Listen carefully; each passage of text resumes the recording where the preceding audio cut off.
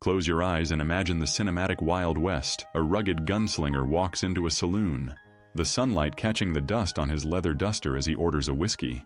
We've been sold a version of history polished by Hollywood glamour, but the reality was far more stomach-churning. Everything you've been told about frontier hygiene is a lie.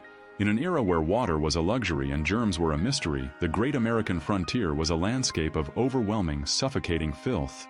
For the pioneers, miners, and outlaws of the 19th century, a bath wasn't a choice. It was a rare, dangerous, and often disgusting ordeal. These are 20 dark secrets about bathing in the Old West that prove it was much, much worse than you think.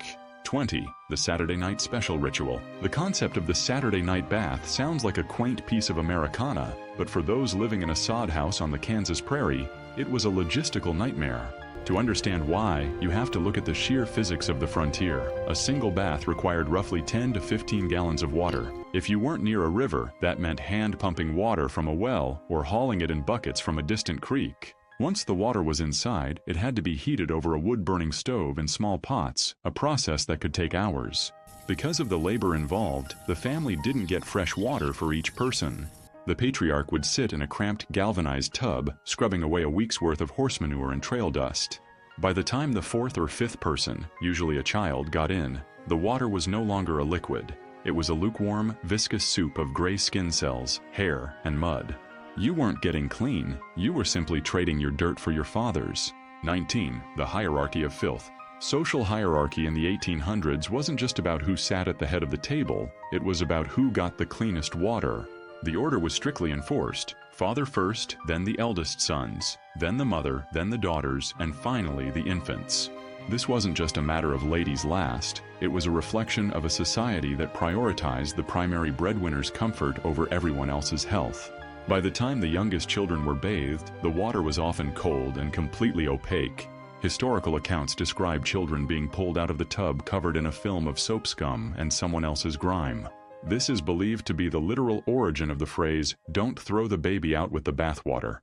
The water was so dark and thick with filth that a small infant could practically vanish beneath the surface. For the women and children of the West, bathing was often a process of becoming more contaminated than they were before they stepped into the tub. 18. The dry wash phenomenon. For the cowboy on a long cattle drive, the Saturday night special was a luxury they couldn't even dream of. Water on the trail was a precious resource reserved strictly for the horses and for basic survival. A man might spend 3 months on the Chisholm Trail without ever touching a tub. To manage the grit, they practiced the dry wash. This involved taking a dry, often sweat-stained rag and vigorously rubbing the skin to scrape off the salt crust formed by dried sweat. If a rag wasn't available, they used handfuls of dry sand or fine dirt. While this removed the crunchy layer of grime, it acted like coarse sandpaper. It created micro-tears in the skin, which, when combined with the constant friction of leather saddles and the lack of sanitation, led to saddle sores. These weren't just blisters, they were deep, weeping ulcers that would often become infected with staph. Without antibiotics, a simple dry wash could lead to a systemic infection that could claim a man's leg, or his life. 17. Shared soap, the lie nightmare. If you did manage to find soap, you probably wished you hadn't. We think of soap as a gentle cleanser, but frontier soap was a chemical weapon. Known as lye soap, it was made by boiling rendered animal fat, tallow from cows or lard from pigs, with a caustic liquid leached from wood ashes. This soap was incredibly alkaline. It didn't just remove dirt, it stripped away the protective oils of the human skin, leaving it red, raw, and prone to cracking. In the winter, these cracks would bleed, creating a direct entry point for bacteria. Furthermore, soap was expensive or time-consuming to make, so a single bar was shared by an entire bunkhouse of miners or ranch hands. If one man had a fungal infection like ringworm or a bacterial skin condition, that bar of soap became a delivery vehicle, ensuring every man in the camp shared the same affliction. 16. The public bathhouse deception. When a man finally hit a boomtown like Deadwood or Virginia City, his first stop was often the barber shop for a shave and a hot bath. For 25 cents, you were promised a private tub and hot water, but clean is a relative term. In these high-traffic establishments, the tubs, often made of wood or copper, were rarely scrubbed. The cleanup process between customers usually consisted of the attendant throwing a single bucket of cold water into the tub to rinse out the visible mud before the next man hopped in. Because these bathhouses were hubs for men coming off the trail or out of the mines, they became breeding grounds for the era's most feared diseases. If the man who bathed before you was suffering from the early stages of smallpox or carried the itch, scabies mites, the warm, damp environment of the tub was the perfect place for those pathogens to find a new host. You paid for a bath, but you often left with a lifelong souvenir. 15. On the dust planet storm Veneer, On the Great Plains, the environment itself fought against cleanliness. The Dust Bowl wasn't just a 1930s event. The West was perpetually dusty. A pioneer woman might spend hours heating water and scrubbing her children, only for a black blizzard or a simple prairie wind to kick up. The dust was often alkaline. When it hit a person who had just bathed, it would react with the residual lye soap on their skin to create a sticky gray paste. This veneer was nearly impossible to wipe off without more water, which they didn't have. Many settlers eventually reached a point of hygiene nihilism where they simply stopped trying to wash. They lived under a permanent layer of prairie dust that acted as a second skin, protecting them from the sun but trapping years of sweat and bacteria underneath. 14. Canned water and lead poisoning.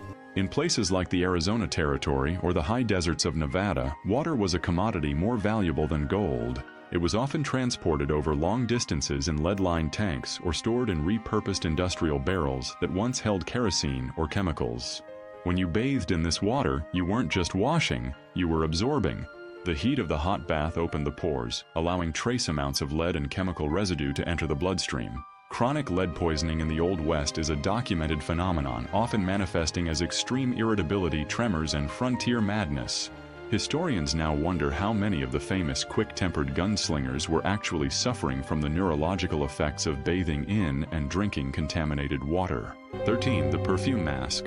Since true cleanliness was an impossibility for the vast majority, the social elite of the West, the madams, the politicians, and the wealthy merchants, relied on a heavy-handed use of oils and perfumes. The dominant scent of an Old West town was a mixture of horse manure, rotting garbage, and human sourness. To combat this, men and women would douse themselves in musk or floral rosewater. However, these perfumes were oil-based. They didn't evaporate. They sat on the skin and mixed with the body's natural oils and the stench of unwashed clothes.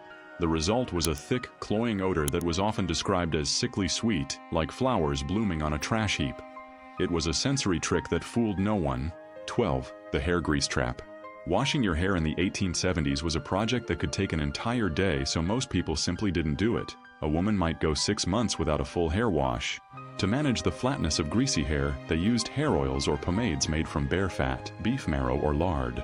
While these oils made the hair shiny and manageable, they also acted as a biological trap. The grease would collect dust, soot from coal lamps, and, most disturbingly, parasites. To hide the grease and the crawlers, women wore elaborate bonnets and men never took off their hats. Underneath those hats, however, was a rancid environment where the animal fats would actually spoil in the summer heat, creating a smell of rotting meat that emanated directly from the scalp.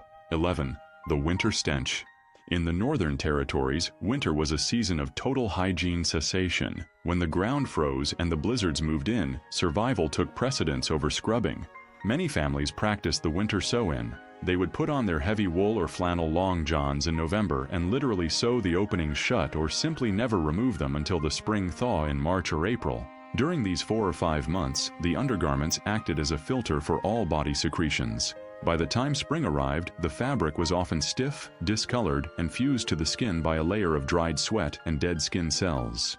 The smell inside a sari during a winter thaw was reportedly so potent it could make a grown man faint. When the clothes were finally removed, the skin underneath was often covered in winter sores, raw red rashes caused by months of friction against filth-laden wool. 10. The river bathing myth. We've all seen the Hollywood scene of a beautiful woman or a rugged hero bathing in a sparkling, crystal-clear mountain stream. The reality was far more industrial and disgusting. Rivers were the primary disposal systems for the Old West. If you were bathing in a river near a town, you were likely downstream from a slaughterhouse, a livery stable, or a communal outhouse. In cities like St. Louis or New Orleans, the rivers were essentially open sewers. Bathing in these waters meant exposing your body to the big 3 killers of the 19th century: cholera, typhoid, and dysentery. A person might go in for a refreshing dip and be dead of a violent intestinal infection within 48 hours. The water wasn't a cleanser, it was a cocktail of pathogens. 9. The gray ghost laundry. Clean skin is only as good as the clothes you put on it. But doing laundry in the 1880s was a brutal, back-breaking labor that most people avoided. Clothes were boiled in large pots with the same caustic lye soap used for the body. Because the soap was so harsh, it would strip the dyes and weaken the fibers. Most men's clothing, especially their heavy coats and hats, was never washed. Over years of wear, the salt from a man's sweat would migrate to the surface. These men were often called gray ghosts. Their clothes were so saturated with salt and body oils they could often stand up on their own, a stiff, foul-smelling armor. Oh wait, the parasite banquet. In an environment where bathing was rare, the human body became a walking ecosystem. Bedbugs lived in straw mattresses. Lice lived in hair and clothing. These weren't just a nuisance, they were a health crisis. Body lice are vectors for epidemic typhus, a disease that caused high fevers and delirium. The act of grooming often involved family members sitting in a circle, picking lice out of each other's hair by candlelight, a grim social ritual. 7. The saloon basin. In the social heart of the West, the saloon, hygiene was a communal disaster. Most saloons kept a single porcelain basin and one communal towel. Every man who walked in from the dusty street would dip his hands and face into the same stagnant water. They would then dry themselves on the same towel. By 2 p.m. that towel was no longer white. It was a stiff black greasy rag. This single towel was responsible for massive outbreaks of blindness. It was a community of germs that ensured that if one man in town was sick, the entire town would be sick by nightfall. 6. The shaving scarification. The barbershop shave was a ritual of manhood, but the tools of the trade were a nightmare. Straight razors were rarely, if ever, sterilized. If a barber nicked a customer, which happened frequently, the blood would mix with the shaving cream. The next customer would then be shaved with the same water. This led to barber's itch, a bacterial infection that could leave a man's face permanently disfigured. A clean-shaven face was a sign of a man willing to risk a horrific infection. 5. The alkaline burn. In the Great American Desert, stretching from West Texas to California, the water is famously hard. It is packed with minerals like calcium and magnesium. When pioneers tried to wash with this water, the chemical reaction with their lye soap was disastrous. Instead of suds, the soap would turn into a waxy curd known as lime soap, or soap scum. This substance didn't rinse off. It clung to the skin like a layer of candle wax, trapping dirt and bacteria underneath it. It clogged the pores, leading to frontier boils, painful grape-sized abscesses that would have to be lanced with a hot needle. Bathing in alkaline water often left the bather feeling stickier and tighter than they were before, leading many to conclude that water was actually an enemy of the skin. 4. The medicinal bath.